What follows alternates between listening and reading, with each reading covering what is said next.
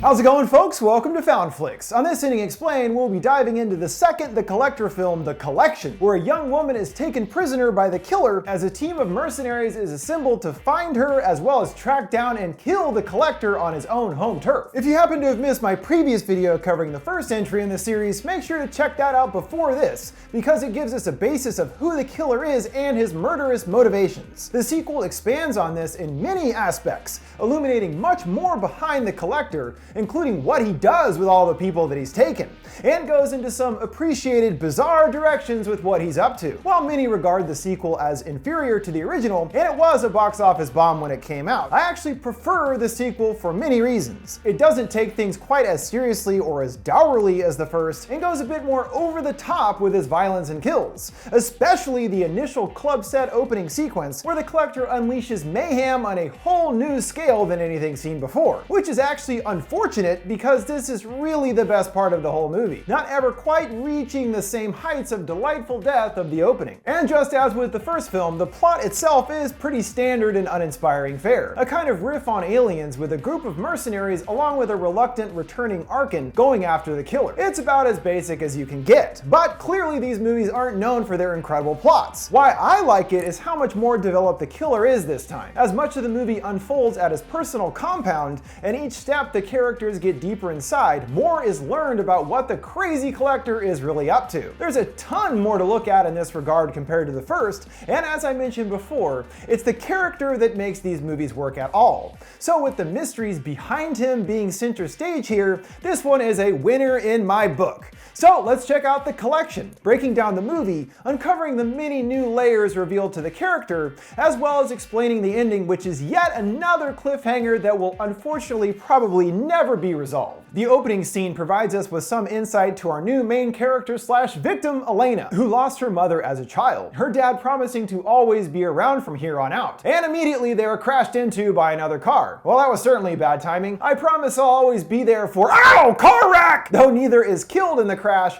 this along with her mother's death has made her father extremely protective of his daughter, which is a major factor to our story in the present as we come to learn. Picking up sometime after the events of the first film, the notorious killer known as the Collector has seen his profile rise substantially, no longer in the shadows, but thrust into the public's eye with the title of the most kills in the city history. Now the subject of a massive manhunt, as well as creating a world where people don't feel safe to be outside. In addition to his many murders, there are 50 people tied to his crime still missing, including our protagonist Arkin O'Brien, who was taken by the Collector at the end of the first film in his red trunk. Presumably he's now amongst those many others who have become part of the killer's collection. While we don't ever find out what happened to Lisa's debt that spurned Arkin's heist, or what happened to that fat Ruby, she does appear momentarily to give her support, and begs the killer to let her husband go. Oh, I'm sure he'll do that. Okay, sure, since you asked nicely, here you go. Sorry for the mix-up, guys. As we move on to pick up with a now adult Elena, getting a call from her boyfriend Brian about going out. But he can't hang out using the excuse of having to work, at least offering to her how much he loves her. Aw, ain't that sweet. Seems like a stand-up guy. But she won't have to suffer staying at home,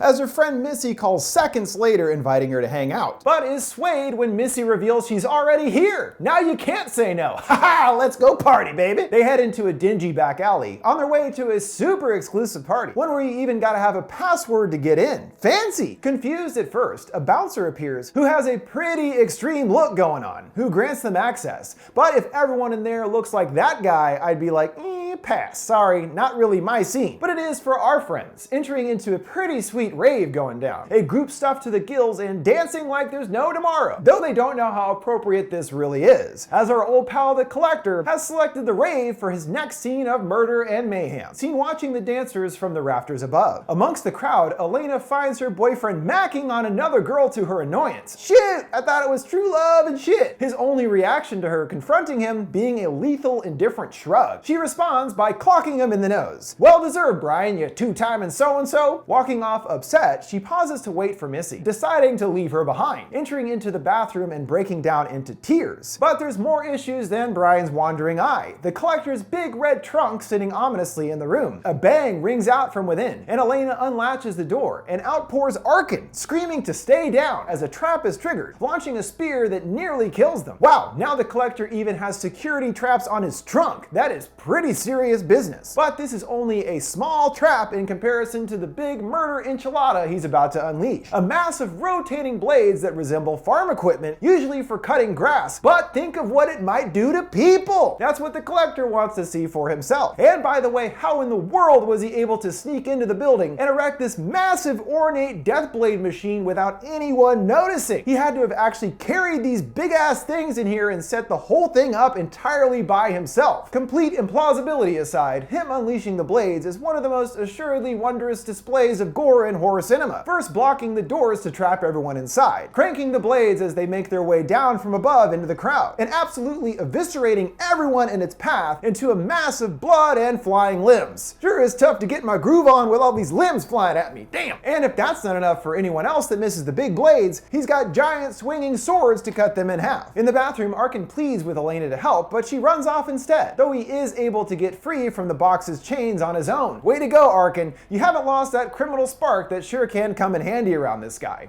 If I had to pick a lock, I'd still be in the trunk, you know. Elena comes out just in time to witness the finale of the collector's evening activities, a graded area where Missy and several others are trapped, the ceiling beginning to lower down towards the helpless victims, all getting smushed down like meat patties into a pile of flesh and bones and shit. It's gross. Arkin catches up with Elena, warning her about the collector, but his warning doesn't do much help at all, as she is instantly caught and trapped by the killer, tossed back into his trunk. Arkin, on the other hand, fares a little better, using a douche's body as a corpse shield, jumping through the window, plummeting into the top of a car, and breaking one of his arms in the fall. The collector watching as he slowly hobbles away. Well, at least you got away, Arkin. That was pretty good. Good job, dude. Okay, let's take a moment to look at the scope of what just happened. Like I was mentioning, there was a lot to just the farm blade trap, let alone the meat grinder and swinging swords and everything else. Just how much time and preparation would something like this actually take for the collector to pull off? Which made me think of things in a totally different way.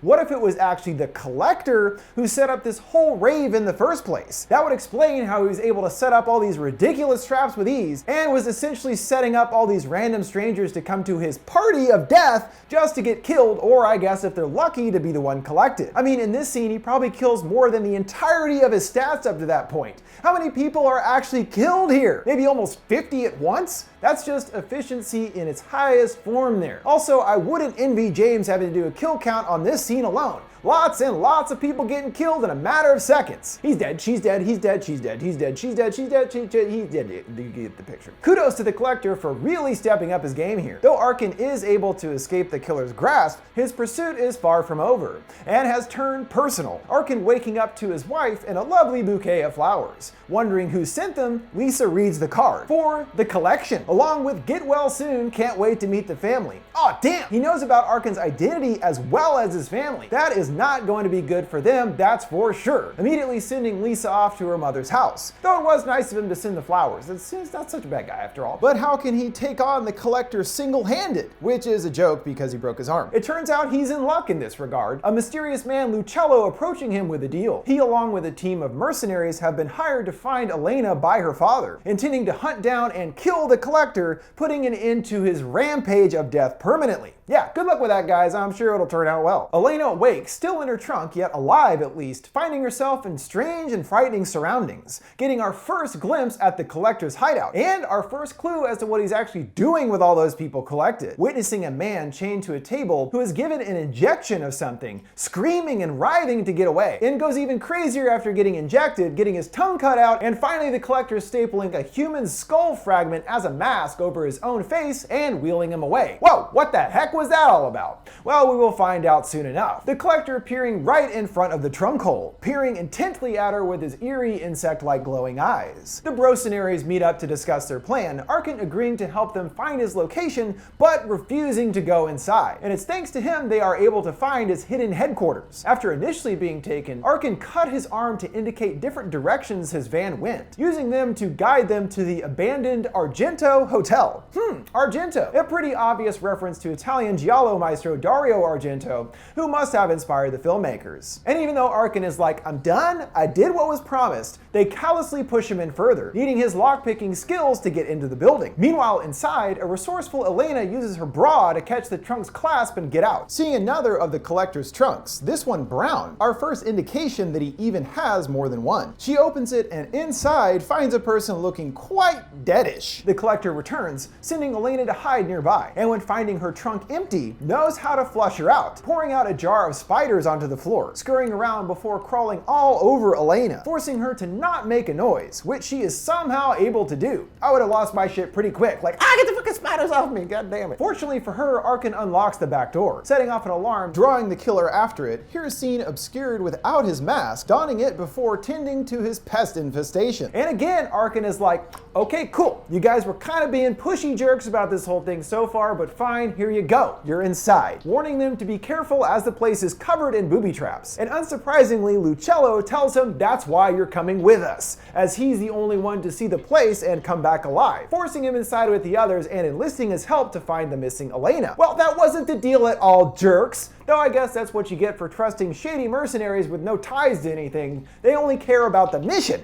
and getting paid. In the first room they encounter, filled with a bunch of bug zappers, syringes litter the floor. A worried Arkin asks to at least get some kind of protection for himself, Lucello handing over a flashlight. "Oh, thanks a lot, dick." At the door where someone is stationed, from out of nowhere, the collector takes him out, making pretty quick and easy work of the mercenary, which does not bode well for the rest of them going forward, as the others are attacked by a very different foe, a crazed man in a straitjacket who goes for Arkin, getting taken down by Paz, wondering what the fuck that was. Removing the mask, they see his tongue has been chewed off, eyes blown out, Arkin revealing what he knows about these twisted visages of humanity. The collector pumps them full of an obscene amount of drugs, which jacks them up to their agitated state scene, in the end leaving them more as animal than human. This tells us what he does with the majority of those he collects. Weird experiments on them to more or less turn them into zombies that he can control, seemingly interested in pushing the entire human part out of a person through psychoactive drugs and torture. Sounds like a plan to me, buddy. Doing God's work over here. Turns out he's not alone either, as a horde of the cranked out people appear, leading to a huge firefight, Arkin even dispensing one using only his flashlight. Leave it to this guy to figure it out. Rather than turn back after this insane development, they decide to head in deeper, realizing that they have no phone signal and no one will be coming to save them. I like those odds. Elsewhere at the Argento, Elena learns that not all of the collection are turned into zombies, finding a woman called Abby in her own trunk, and the killer has done his own personal makeup job on her, which looks,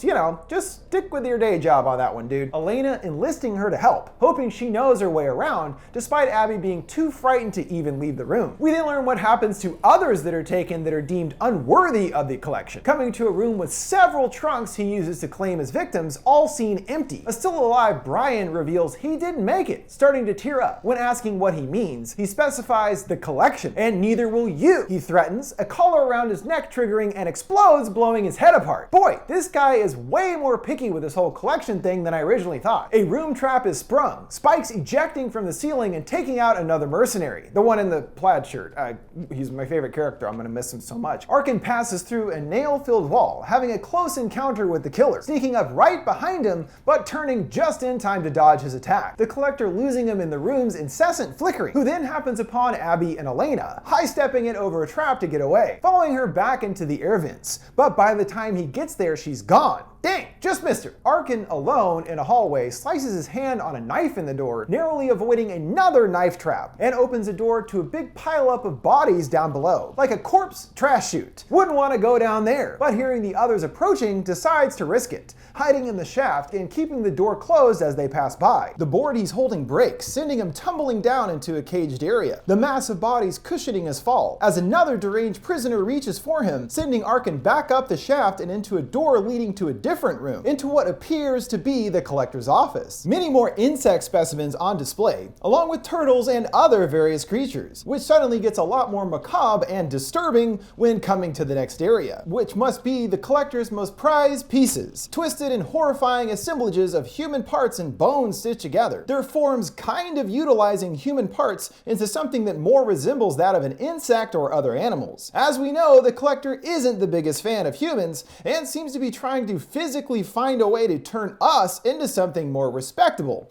in his disturbed opinion. Stopped by a locked door, a woman nailed to the wall yells out for help. As the killer arrives, he tenderly caresses the woman's face before slitting her throat, drawing a curtain over the body and leaving. Using one of the nails to pick the lock with ease, he comes to a more ornate and decorated room, a stark contrast to the generally run-down vibes going on in the hotel. And the mercs have caught up to Arkin, knocking him out, but they're unaware the killer is in the room as well, dropping a hook down and getting a guy through the throat, then launches down, slicing at Lucello, then wrapping up Paz and cuts the line to draw her away, collecting her and making a slick escape back up the rope like he's freaking Robin Hood or something. Well, that went poorly as usual, and Arkin suggests the remaining survivors work together to get out of here, assuming that Elena must be long dead by now. But Lucello is adamant on continuing to find her, opening up that he's actually been protecting her since she was a little girl, and refuses to give up despite all of their insane setbacks. The weirdo Abby girl appears, saying she knows where Elena is, pointing them towards a dark and scary room, hearing screams nearby, and realizing they're actually Paz's, quickly chasing after her only to get locked in a room with bloody mannequins. As nearby, Elena hears the same screams, finding Paz wrapped in a net surrounded by razor blades, while Lucello discovers the source of the screams is actually a speaker to the other room where Paz actually is, the body of one of his men dead in the chair. Arkin follows a series of lines around the room, knowing that something bad is about to happen, yelling for Lucello to get out of there. As charges go off on the guy and mannequins, Lucello barely making it out safely. Smashing through a mirror, they are reunited with Paz and Elena, and hoping to find a way out of this labyrinth of traps, utilize a duo of homeless guys warming themselves outside on a trash fire. Arkin wants Lucello to trust him, who finally relents and hands over a gun. He takes a shot winging one of them, knowing that a man down will bring cops to their location. Hearing chatter related to this on the police radio and seeing a cop car now outside, Arkin fires again, this time on the cop car, sending them into a frenzied panic and calling for even more backup. However, the collector isn't about to let this be his end, grabbing a rifle to go after the group. Throwing a wrench into their plans, the wacko Abby elects to lock everyone in the room, shouting out their location to the killer. Paz punches her, shutting her up permanently when she falls into an Iron Maiden-like device that surrounds and kills her, spewing out blood as it closes in on her body. The collector arrives with two dogs, the same breed he brought to the Davis house in the first film, who actually look like they have been drugged up as well, flinging the door open and opening fire. And he actually does appear a bit miffed that Abby was killed. Maybe in some sick, twisted way, he actually did care for her, at least enough to do her makeup and not kill her or whatever, and snatches Elena, closing the others back in the room. Lucello finds himself stuck, his hand on a trigger tied to a trap that if he moves will kill him, leaving them no choice but to leave him behind, making them promise to save Elena. Was she even worth it at this point? How many people died for this one chick anyway? Outside, a SWAT team descends upon the hotel as they quickly find Elena. But of course, it's another trap, a cage dropping down and trapping them inside. The collector shows up outside the cage, Arkin immediately goading and insulting him, the same method he used to distract him from Hannah in the first film. It doesn't work this time though, flicking a lighter in his face and going for a fuse attached to several barrels of gasoline, pouring even more gas all over the hotel, preparing to burn the whole place down to the ground with them inside. Running out of time and options to get out of the cage, Arkin busts off his cast and re-breaks his arm to be able to grotesquely bend it to reach the latch. They get moving back to that corpse shaft, leading the girls down the rope just as the fuse reaches the barrels, creating a massive explosion up above. Then returning to his gallery, the killer gets Paz from behind with two knives in the back, slamming Arkin around and tossing Elena into one of his displays. He stands over Arkin with his knife at the ready, and it looks like time has run out for Arkin until a dog head plops to the ground nearby. It's Lucello, alive and looking a bit haggard, who must have used the dog's body to replace his hand on the trigger, who of course is very disappointed seeing Paz dead, retrieving a knife from her shoulder and going after the killer. Even though we really want to see Lucello kick some ass after that heroic reintroduction, it's an extremely one-sided fight. Lucello does manage to get a slice in on him, but after the two getting locked together, he gets Lucello in the gut, stabbing him and digging the knife in over and over. Arkin sweeps his legs, knocking curtains to the ground, seeing police lights right outside the door, Elena going over and pounding on the door to get their attention, as Arkin and the collector go mano a mano, mercilessly beating the crap out of him. Arkin even getting stabbed through the cheek, but he doesn't let this slow him down, then forcing him to look him in the eye before tossing him down the corpse shaft, gasoline seen all around him, along with his deranged prisoner friends. Arkin lighting a piece of his shirt, dropping it down and setting the collector on fire. Well, there's no way he's getting out of this one, right? Right? Everything on fire, Arkin runs towards the door, stopped by a flaming wood beam that falls blocking his path, and drops drops to his knees in defeat, until Elena wisely grabs a mace, smashing the water-filled displays, extinguishing enough of the flames to let Arkin get through, grabbing his hand and taking him out as the doors completely fall off, a haze of fog and uncertainty in front of them, before breathing a welcome sigh of relief, seeing the rescue team out there. They finally made it to safety. Elena and her father are reunited, as Arkin overhears a cop saying they are waiting still for the final body count. Several sheet-covered corpses and blood-stained trunks all around. Arkin approaches one that's open, seeing the collector's still smoking mask inside,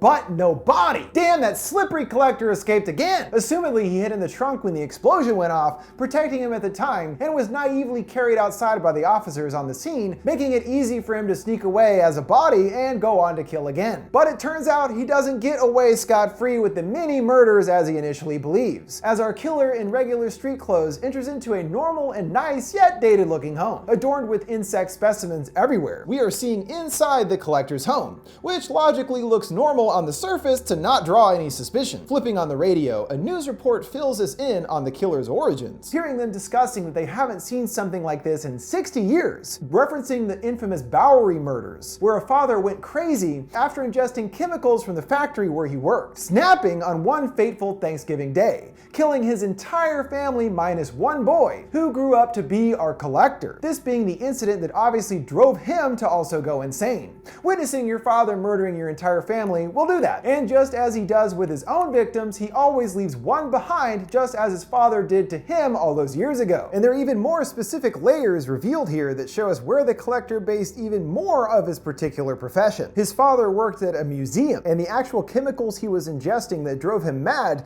were related to taxidermy. So as we see, in a quite perverse way, the collector is continuing his own father's line of work, essentially creating his own museum, but in a more demented sense, including, of course, multitudes of beautiful insects, but also the spliced together body part human hybrid things, going off into his very own branch of entomology. The station abruptly changes to a rock song, stopping the killer, who descends the stairs, readying his knife, coming down to a room with his open red trunk waiting there for him. Arkin has tracked him down, a gun trained on the back of his head, noting all of the insects, and dubbing him quite the collector, revealing how he was able to find his identity. Searching a 200-mile radius from where they last saw each other, there are only 14 licensed entomologists, and that he was number 12 on the list. Entomology being a branch of zoology focused specifically on insects, which helps us understand his obsession and appreciation for the creatures seen in both films. This is the job that he actually holds outside of his killer persona, and this being a pretty particular discipline made him easier for Arkin to find. Knowing he's cornered, the collector utters his first and last line of the series,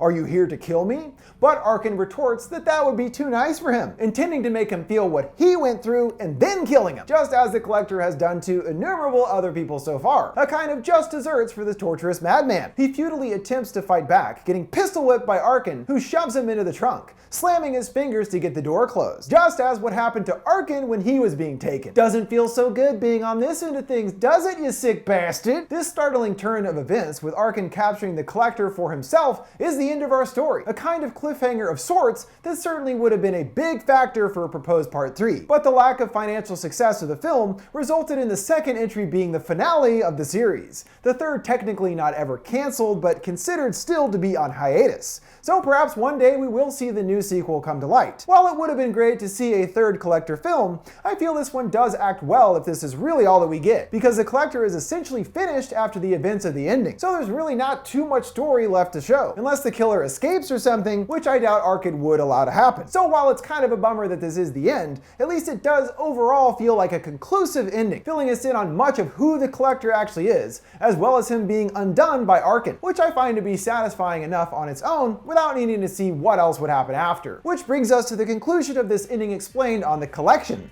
So long to Arkin O'Brien and the collector. While your adventures weren't always the most well written, they were still quite entertaining, and chock full of so much sweet gore. And while again many do regard the first film more favorably, I enjoyed the more outlandish direction the sequel story went, as well as that opening sequence being one of the all-time greatest. I mean, it's just crazy. Love it! Before we go, don't forget you can send me requests for any movies or TV shows you'd like to see me explain by sending them my way on any of my social media accounts at FoundFlix. What did you guys think of The Collection and its ending? What would you hope to see if there ever was a third movie? And which do you prefer, the collector or the collection? Let me know your thoughts in the comments below. Make sure to like, subscribe, and follow. Thanks for watching FoundFlix. See you next time.